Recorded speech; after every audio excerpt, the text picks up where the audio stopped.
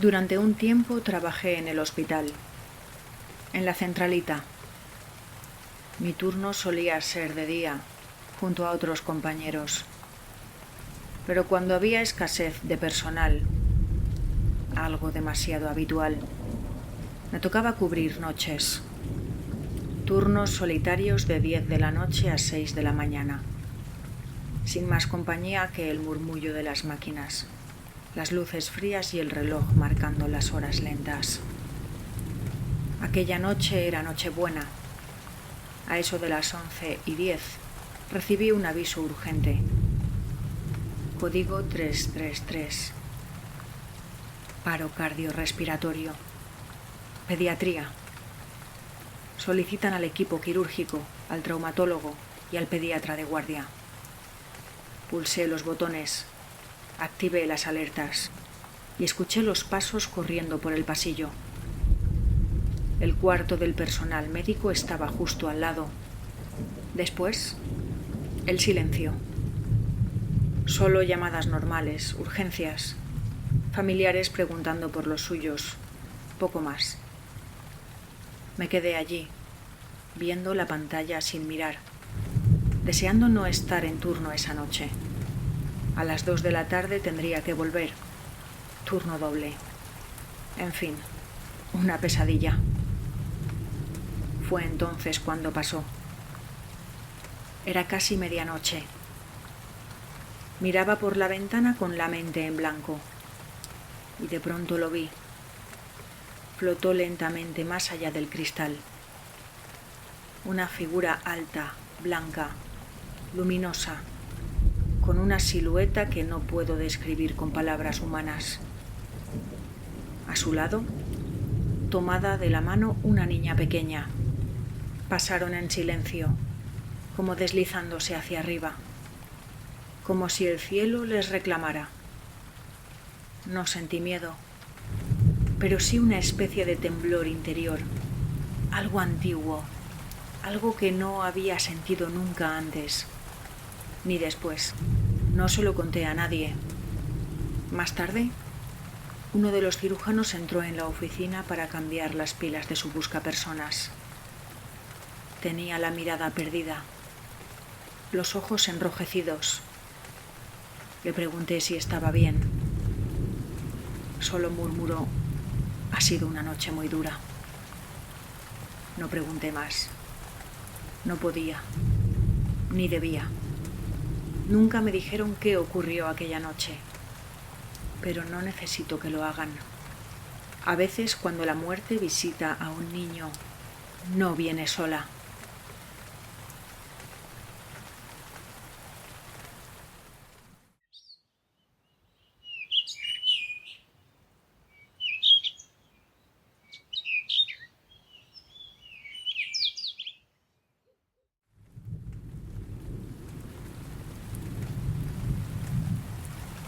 He trabajado muchos años en hospitales. He visto cosas que cuesta creer incluso cuando las tienes delante. Hay imágenes que se quedan atrapadas en la mente, como manchas que no se van. Pero hay algo aún más inquietante: las historias que sobreviven a los turnos, que pasan de boca en boca como susurros de un mundo que no entendemos del todo. Y algunas las viví yo. A veces lo más perturbador es lo que apenas se insinúa. Pacientes confundidos que susurran entre temblores: por favor, no dejes que me lleven. O que te clavan la mirada y preguntan: ¿quién es ese que está detrás de ti? ¿Y tú? Solo en la habitación, con el corazón encogido. Te acostumbras, dicen. Aprendes a calmarles, a hablarles con dulzura mientras reprimes un escalofrío. Lo que nunca deja de impactarte es cuando presienten su final. He perdido la cuenta de las veces que alguien me ha dicho: gracias por cuidarme, pero no estaré aquí mañana. O voy a morir esta noche, lo sé. Y al día siguiente ya no están. Sin señales previas, sin deterioro aparente, Solo lo sabían. Y hay habitaciones, lugares que parecen atraer la muerte como un imán. A veces podemos justificarlo. Más espacio, mejores equipos para casos graves. Pero en otras no hay explicación. Son habitaciones normales, con camas normales, pero en ellas los pacientes mueren más a menudo. Y cuando se cambia al paciente de habitación, la maldición les sigue. Como si lo que habita allí no fuera solo físico. Trabajé en un hospital donde la sala de descanso del personal estaba justo al lado de los ascensores. Era habitual echar una cabezada durante el turno de noche. Una vez, una enfermera olvidó cerrar con llave. Cuando los de seguridad hicieron su ronda y abrieron la puerta, se encontraron a un vagabundo durmiendo en el suelo, justo al lado de ella. Ella no se enteró de nada hasta que se lo contaron al día siguiente. Desde entonces, los ascensores nocturnos solo funcionaban con código. Hay algo extraño en los pasillos de la UCI. Algunos pacientes, sobre todo los que sufren delirios hipoactivos, pueden quedarse completamente quietos con los ojos muy abiertos sin parpadear, fijos en ti. A veces gruñen, a veces parecen otra cosa. Recuerdo casos donde las familias trajeron curas para exorcizarlos. Los médicos no se opusieron. Algunos lo tomaron con sorna, otros no dijeron nada. ¿Funcionó? No lo sé. Algunos se recuperaron y regresaron a la normalidad, pero algo quedó en el aire. ¿Y los ascensores? A veces se abren solos. Se detienen en plantas donde nadie los ha llamado. Las puertas se abren, revelando un interior vacío. Esperan y se cierran otra vez. Hay muchas cosas que la ciencia puede explicar, pero otras se quedan colgando entre este mundo y el siguiente. Y en los hospitales, donde la muerte ronda cada esquina, esas cosas parecen sentirse como en casa.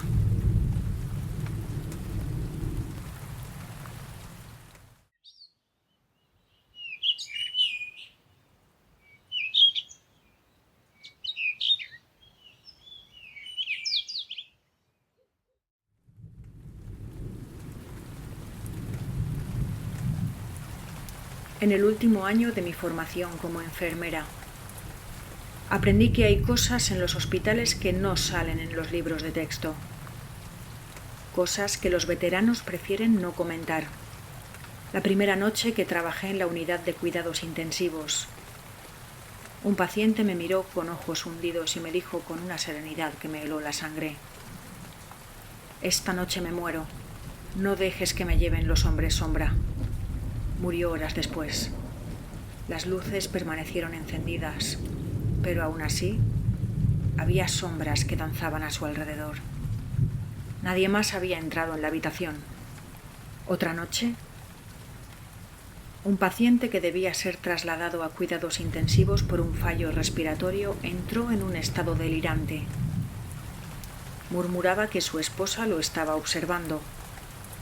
Decía que no era ella, que algo en su rostro había cambiado, que le rogaba que se fuera.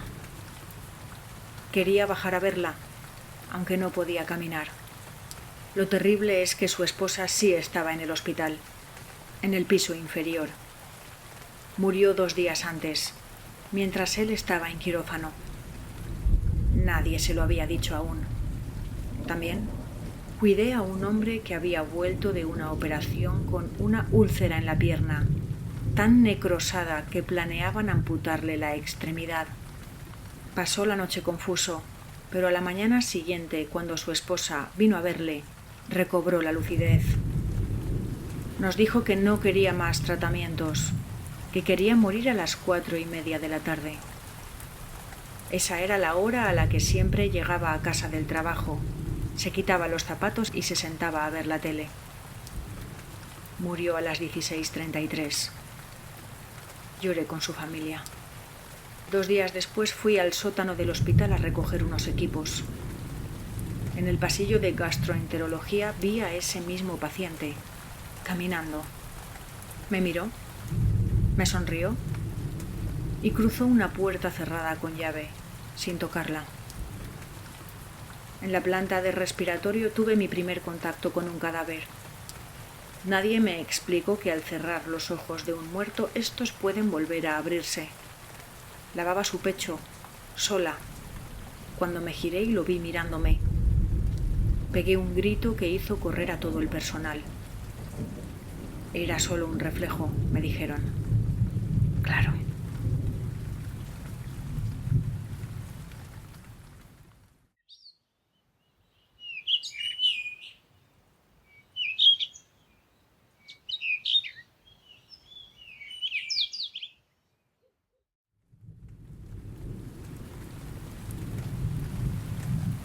Mi abuela llevaba años en una residencia, tras un infarto cerebral que la había dejado muy limitada. Había empezado ya ese extraño proceso que antecede a la muerte. Su mirada estaba cada vez más apagada. Y sus palabras, aunque escasas, eran más profundas. Aquella tarde la encontré visiblemente cansada. Sus ojos, semicerrados, no ocultaban el agotamiento. Le pregunté si había dormido mal. Asintió levemente, con esa parsimonia de quien convive con el final. El hombre calvo no ha parado de venir anoche, murmuró. No me deja descansar. Me sobresalté. Le pregunté a qué se refería. Me explicó que había un hombre que entraba en su habitación cada poco, que hablaba mucho, que le contaba historias de su vida, de su juventud, de un accidente en moto que casi lo mata, de una mujer a la que amó, de un perro que no volvió a ver. Cosas así.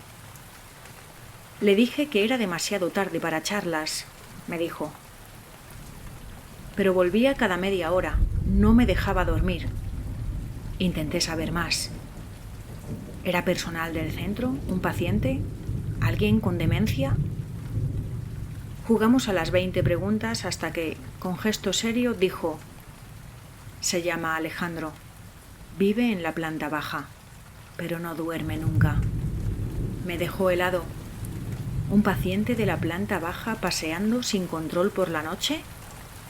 Sonaba muy raro. Así que bajé, con la intención de hablar con ese tal Alejandro. Pensé en explicarle con delicadeza que estaba molestando a mi abuela. Lo encontré, o más bien, encontré su habitación. Un grupo de personas lloraban en el pasillo, junto a la puerta entreabierta. Alejandro estaba en fase terminal, muy avanzado. Llevaba años sin moverse de la cama, me dijo una enfermera. No caminaba, no hablaba, apenas respiraba. Su familia no se atrevía a entrar a verlo. Era como si su sola presencia infundiera temor. Me ofrecí a entrar primero, y lo hice. Les ayudé a cruzar ese umbral que separa el miedo de la despedida. Les animé a hablarle, a decirle lo que sentían. Les enseñé, sin querer, a dejarle marchar. Al poco rato volví al cuarto de mi abuela con algo de comida.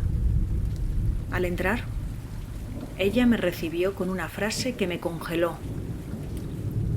Has sido muy amable con él. Gracias. Me quedé en silencio.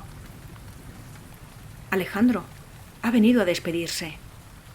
Me ha dicho que te ha visto muchas veces conmigo y que te lo agradece. Pensé que alguien del personal se lo había contado, pero no, me lo dejó claro. Molesta incluso por dudar. Ha sido él me lo ha dicho. no otra persona. Consulté con el personal. Nadie sabía que yo había bajado. Nadie había informado a mi abuela de lo que ocurrió. En esa planta solo trabajaban quienes estaban allí. Y nadie había ido a su habitación. Desde entonces tengo la certeza de que los que están cerca del umbral ven lo que nosotros no. Que hay visitantes que cruzan pasillos invisibles, movidos por la gratitud o por la necesidad de decir adiós. Alejandro no caminaba, pero sí se despidió. Hay otros momentos extraños que viví durante aquel tiempo, pero ninguno como ese.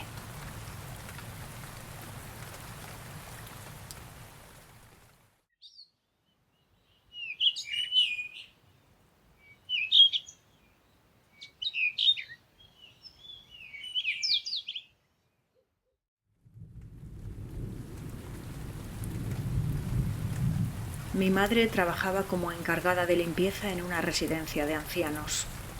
A menudo, en sus turnos de fin de semana, mi hermana y yo la acompañábamos para visitar a algunas de sus compañeras y a los residentes.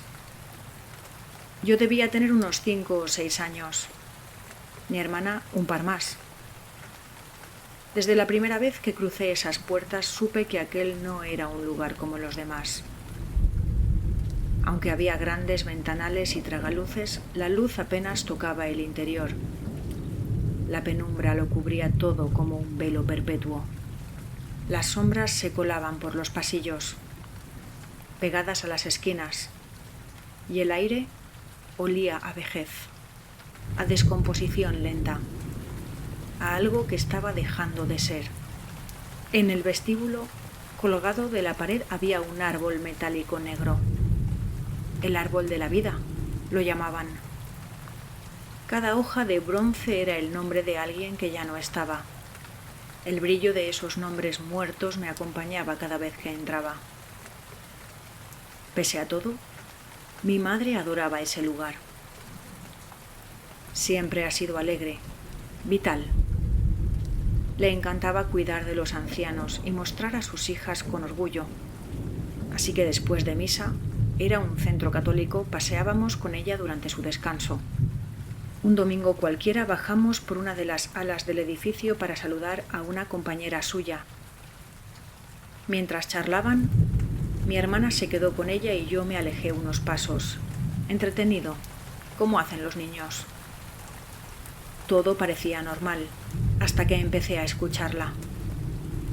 Una mujer, en la habitación contigua, gritaba una y otra vez: «¡Me duele! ¡Me duele!». No la vi, pero su voz era aguda, mecánica, como el maullido de un gato atrapado en una radio rota. Aterradora. «Mamá», le pregunté, «¿no deberíamos ayudarla?». «No te preocupes», respondió con naturalidad. «Siempre dice lo mismo. Todo el día. No puede evitarlo». Aquel día aprendí lo que era la perseveración verbal, esa repetición obsesiva que a veces afecta a personas con demencia o tras un ictus. Pasaron los años, 10 tal vez, y, por esas cosas del destino, acabé trabajando en el centro de asistencia anexo a aquella misma residencia. Ambos edificios estaban unidos por un pasillo largo, el mismo por el que los trabajadores y algunos residentes podían cruzar de uno a otro. Yo iba de camino a la cocina antigua una tarde, sin pensar demasiado. No recordaba que aquella era el ala donde vivía la mujer que gritaba. Simplemente caminaba, hasta que la escuché. «¡Me duele!». La misma frase, la misma voz. Se repetía, se alejaba, se perdía. Me detuve. Empujado por la costumbre, asomé la cabeza a una de las habitaciones de donde creí que venía. Estaba vacía, la cama hecha, sin cuadros, sin fotos, sin pertenencias. Solo había silencio. Y, sin embargo, la llamada de ayuda había sonado tan real. Salí al pasillo, confuso, y me crucé con una enfermera. Le conté lo que había oído, señalando la habitación. Sí, la has escuchado, me dijo con tranquilidad. Miré la luz de llamada encendida junto a la puerta. Se había activado sola. Yo ni la había tocado. De vez en cuando, explicó, alguien vuelve a gritar desde esa habitación. Siempre la misma frase, siempre la misma voz. Y la luz de llamada se enciende sola. Vamos, reseteamos y esperamos a la próxima vez. Dicen me duele, ¿verdad? Asintió, con una expresión que no era de miedo, sino de resignación, como quien convive con lo inexplicable. Desde entonces, cada vez que paso por aquel pasillo, camino más rápido y miro de reojo, como esperando que algo o alguien me mire desde el interior. No sé si lo que queda atrapado entre esas paredes es una voz, un recuerdo o una presencia. Pero lo cierto es que, aunque su cuerpo hace tiempo que se fue, su dolor aún no ha dejado de gritar.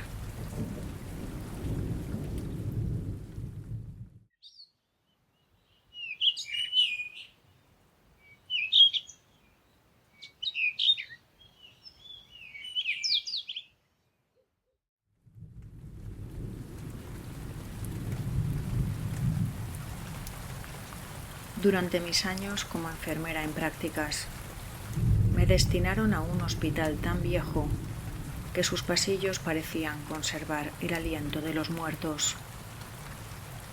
Estaban reformando una de las salas abandonadas y, mientras tanto, se nos permitía dormir en las habitaciones que ya estaban terminadas. No estaban oficialmente abiertas, pero decían que eran seguras. Qué ingenuidad la nuestra. Una noche me acosté en una de esas habitaciones junto a una compañera. Todo parecía tranquilo, hasta que un chillido desgarrador me despertó. Venía del baño. Corrí descalza y medio dormida, con el corazón en la garganta. La encontré acurrucada en la esquina más alejada del espejo, temblando como una hoja. Le pregunté qué había pasado. Señaló el espejo. Me acerqué y lo vi. Fue apenas un instante. Una figura tenue como una sombra sin dueño, reflejada en el cristal antes de desvanecerse. No éramos nosotras. Lo sé porque la luz estaba justo encima del lavabo, sin nada que proyectara siluetas. Aquella noche fue la última vez que alguien durmió en esa ala. Pero los muertos no siempre se aparecen. A veces simplemente deciden que ya es hora. Trabajando de noche en otra unidad, teníamos una paciente con demencia avanzada. La colocamos en una silla especial, junto al puesto de enfermería, para vigilarla mejor. Charlaba con nosotras como de costumbre. Llamamos al médico residente para que le prescribiera un somnífero. Mientras él escribía la orden, la anciana nos miró fijamente y dijo: «Ese hombre no me gusta nada». Una compañera le preguntó en tono amable: «¿Por qué no?». «No lo sé. Me da mala espina. ¿Sabes qué voy a hacer? Voy a morirme delante de él». Y sin más, se reclinó en la silla, cerró los ojos y murió. Pensamos que se había quedado dormida, así que no comprobamos nada hasta que el médico terminó de escribir y fue a verla. Al tocarla, comprobó que efectivamente había fallecido.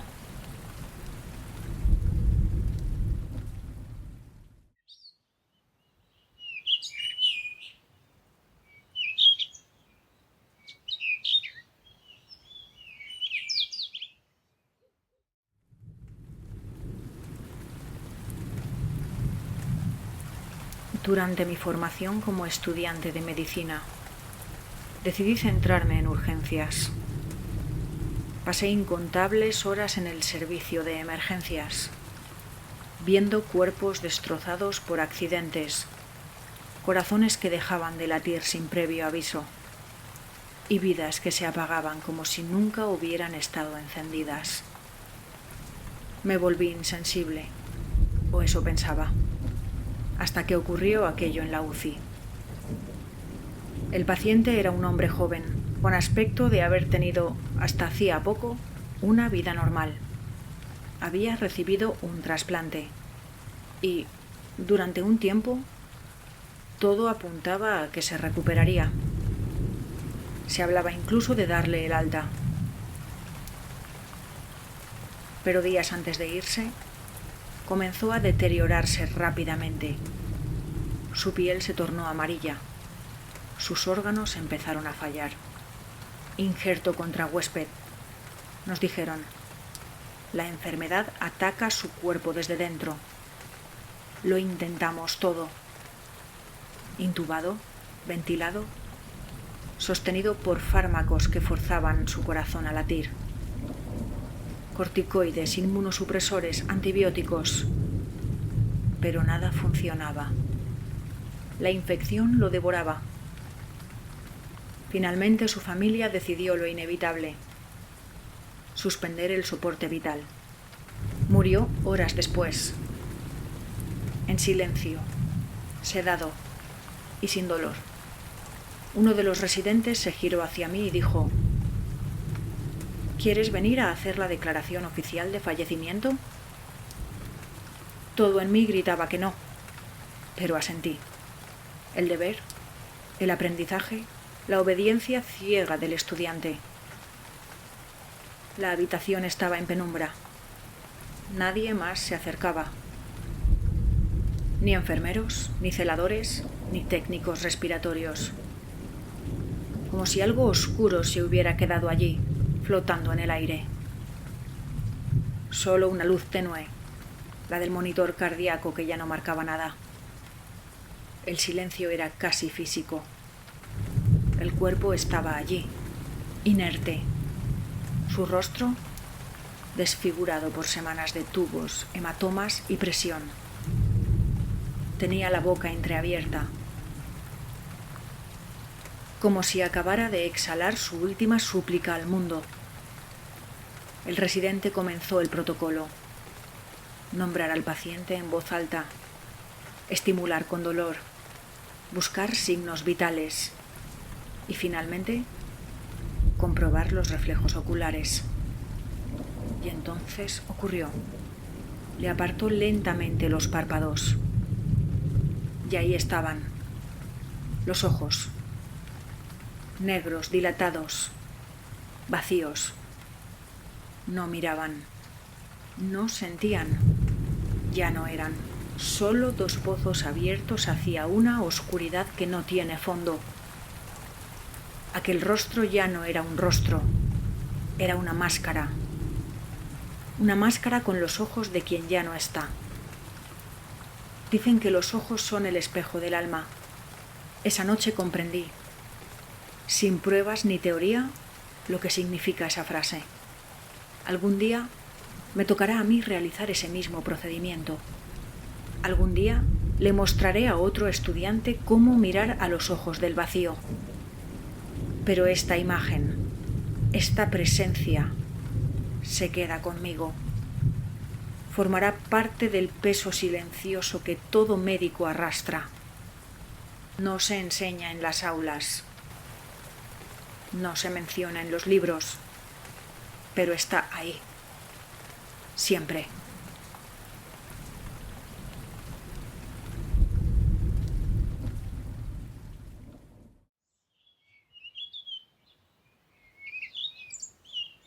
Ahora ya lo sabes. Lo que se oculta tras el velo ha sido revelado. Pero cuidado. Hay historias que no terminan con el último suspiro. Algunas se quedan contigo.